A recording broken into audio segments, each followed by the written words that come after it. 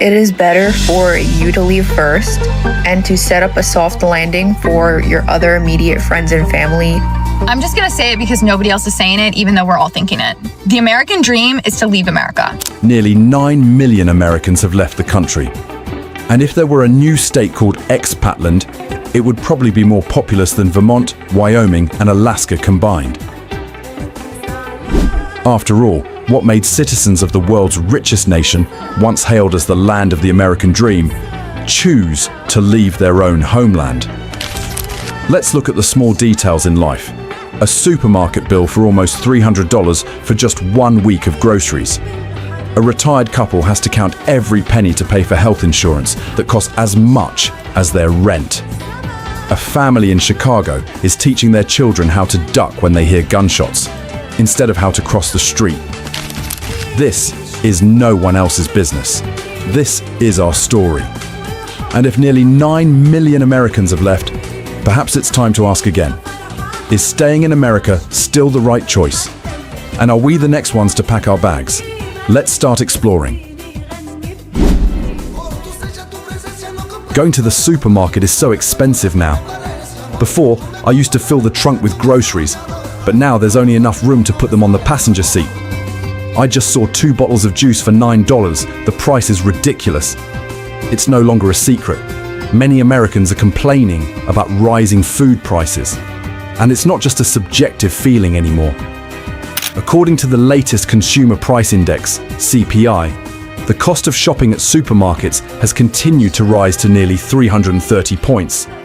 This is the largest increase since 2016. The American dream, which used to be a full dinner, has now become a joke on the bill. Bananas are 50 this year compared to 38 last year. Coffee has increased by up to 40% in a year and is now priced at $8.99. Ground beef is currently priced at $7.67, while a year ago it was only $6.77. Everything is so expensive that many Americans have to cut out a meal a day.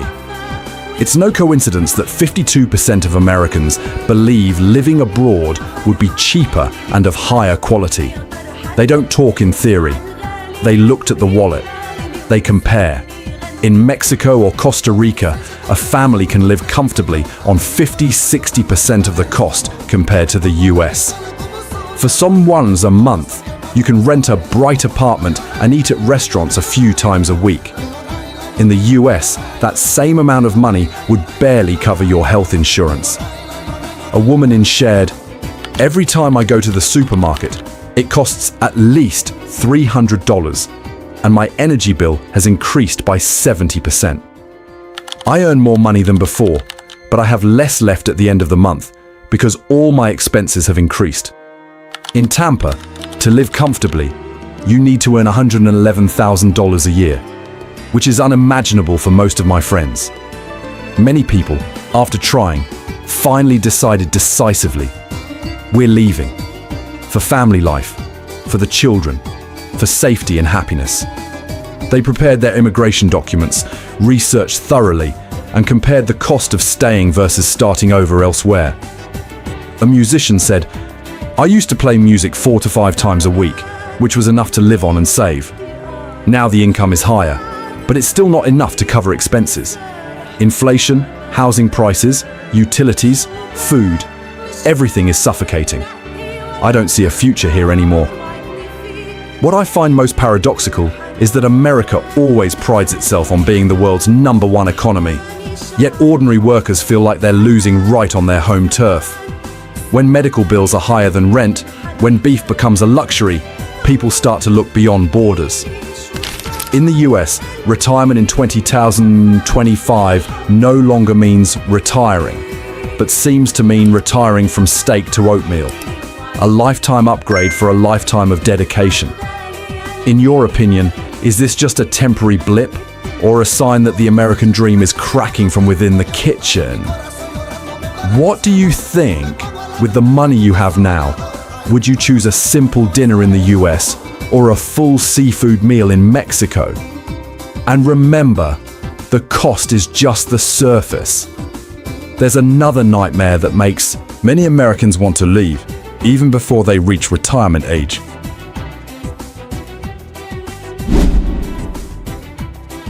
The United States spends more on healthcare than any other country on the planet.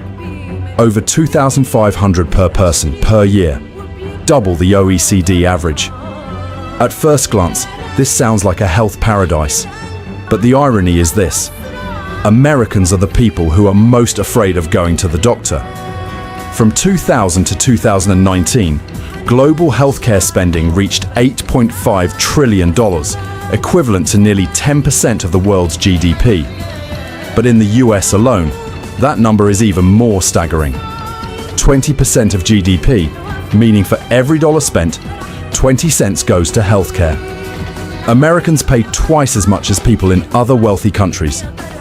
But the results are not at all proportionate. Every time they go to the doctor, instead of asking, "Can my illness be cured?" Americans ask, "Can I afford this bill?" For an emergency visit that only requires a light bandage, the bill can be $3,000 and $5,000 if insurance doesn't cover it. Entering the hospital is like entering a casino. You don't know what you'll come out with, your health, or a bill that's half the price of a car. Not stopping there, many people are frustrated by the way the American healthcare system is operating. Some people even quipped, "Going to the hospital in the US is like stepping into a casino. You don't know what you'll come out with, your health or a bill worth half a car." It's no surprise that over 650,000 Americans admit they want to move abroad to receive better social security benefits. They weren't looking for beautiful beaches, but for cheap hospitals. In Canada, Spain, or Thailand, they know that just by showing their ID card, not a credit card, they will be treated. Many people are realizing that the healthcare system in the US no longer seems designed to cure illness, but rather to generate more profit. Doctor, hospital, insurance. It all revolves around the question, who will pay, rather than how the patient will recover. One person commented frankly, "In America, everything has to turn a profit. Every step adds money. Healthcare shouldn't be a way to generate massive profits. But in America, we're all walking dollar signs." A man in Texas recounted, "In America, I had excruciating stomach pain and immediately thought, do I have enough money to go to the hospital? Meanwhile, in Costa Rica, I just thought, will I get better?" See? In America, physical pain is sometimes less significant than the worry about hospital bills. A figure that startled me: 51% delayed or skipped treatment due to cost. For households with an income below $40,000 per year, this rate rises to 63%. That means they accept sacrificing their health to have enough money to live on. Ironically, healthcare, which should be a basic human right. But in the US, it's become a brutal trade-off between health and pocketbook. Will this system ever truly heal, instead of just inflicting more wounds? The question for you is, if you spend your whole life working and paying taxes, but when you get sick, you have to count every penny like a gambler at a roulette table, do you think staying in America is still worth it? We have seen that money and health have stifled the American dream. But this is only one piece of the puzzle. Because even if you have enough money, there's something else that makes many Americans decide to leave. The feeling of safety right here on this land. In many countries, the common fear of people when they go out is rising gas prices or traffic jams. However, in America now, the familiar worry that many people carry in their hearts, whether their children will come home safely after school.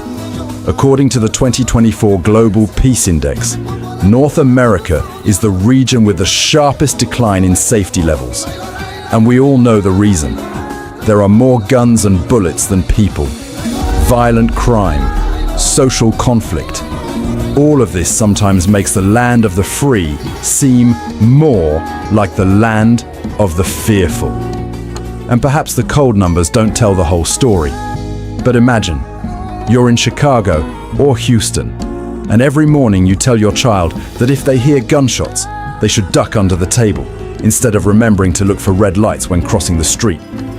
Meanwhile, an American family who moved to Lisbon shared, "Here, I don't have to teach my children how to hide when they hear strange noises. I just taught it how to cross the street." The same worry about being a parent, but in completely different contexts. Now, Americans are leaving not just for money, but because they feel abandoned in their own homes. They see security as becoming a personal responsibility rather than a system. You have to buy and find ways to protect your home yourself. Buy cameras yourself. Choose safer schools yourself. In fact, many people believe they must leave the US to find peace. Reality shows that there are increasingly large American communities in Europe and Asia. In Hong Kong, despite political instability, 20% of Americans there have left in 2 years. But many others still choose to stay because they feel safer there than in some cities in the US. It sounds paradoxical, but it's the real choice of thousands of families. Some parents even recite, "Home of the brave," as long as you're brave enough to send your child to school every morning, like a mantra. That's a truth many parents live with, but rarely put into words. And the question for us is, if a country cannot make its citizens feel safe, even in their homes and schools, then what is the point of money, jobs, or flowery slogans? Safety is the most basic need. When that foundation is shaken, everything else, dreams, freedom, opportunities, is just ink on an advertisement. But that's not all. Because there's another deeper reason why thousands of Americans not only want to live elsewhere, but even want to escape the control of their own homeland. Taxes and administrative procedures that bind citizens for life. Did you know? As a US citizen, you have to file global taxes, even if you're sipping cocktails in Bali or have lived in Switzerland for 20 years without setting foot in the US once. That's right. You can leave America, but America will never leave you. It all started with FATCA, the Foreign Account Tax Compliance Act of 2010. Just hearing the name sounds complicated, but the meaning is simple. Any American citizen, no matter where they live, still has to file taxes with Uncle Sam. Banks around the world are also forced to report your accounts to the IRS. In other words, a US passport is not just a golden ticket for travel, but also a financial chain.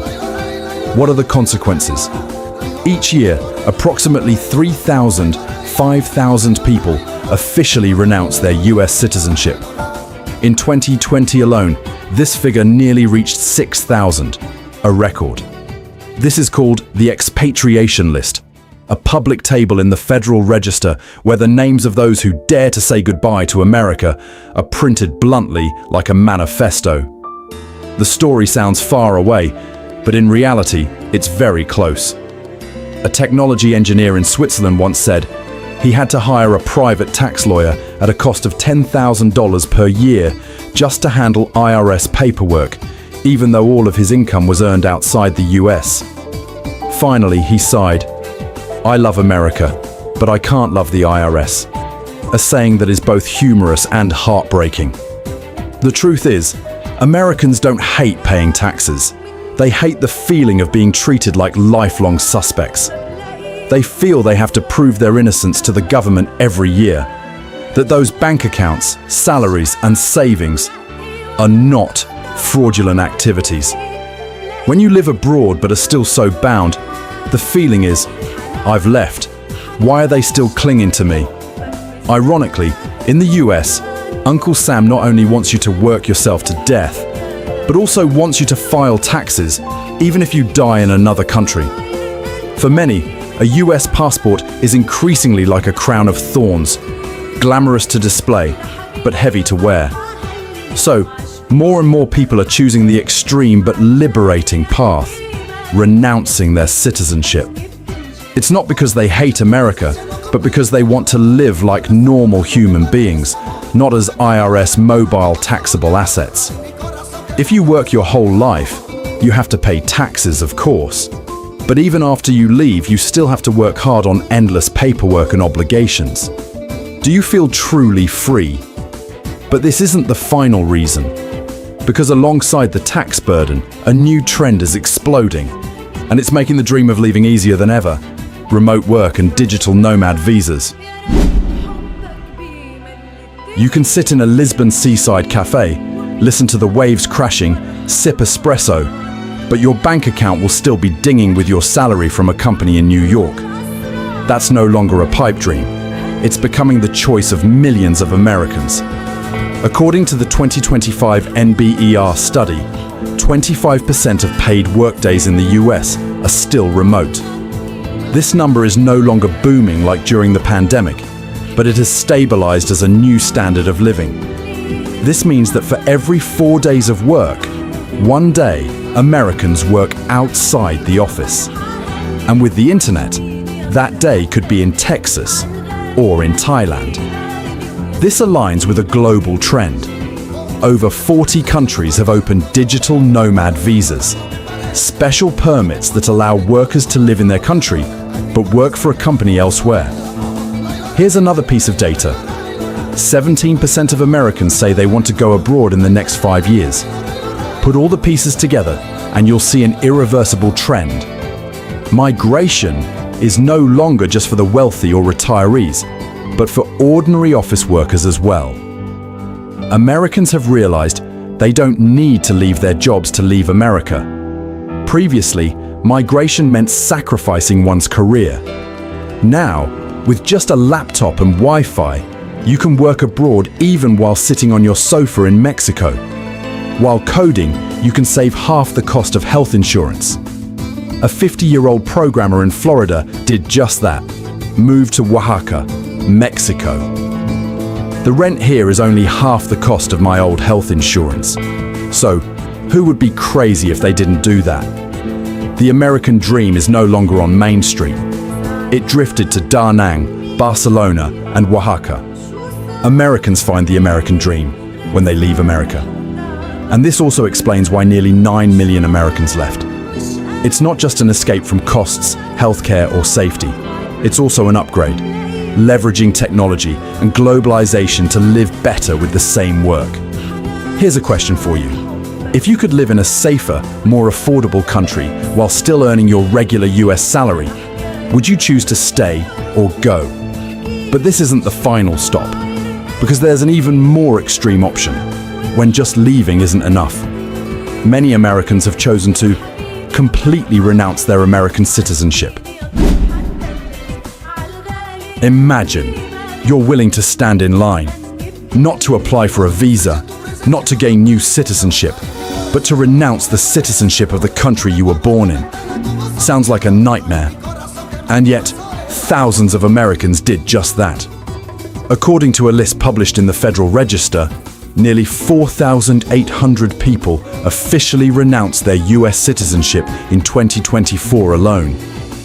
That number isn't large compared to a population of 330 million, but think about it.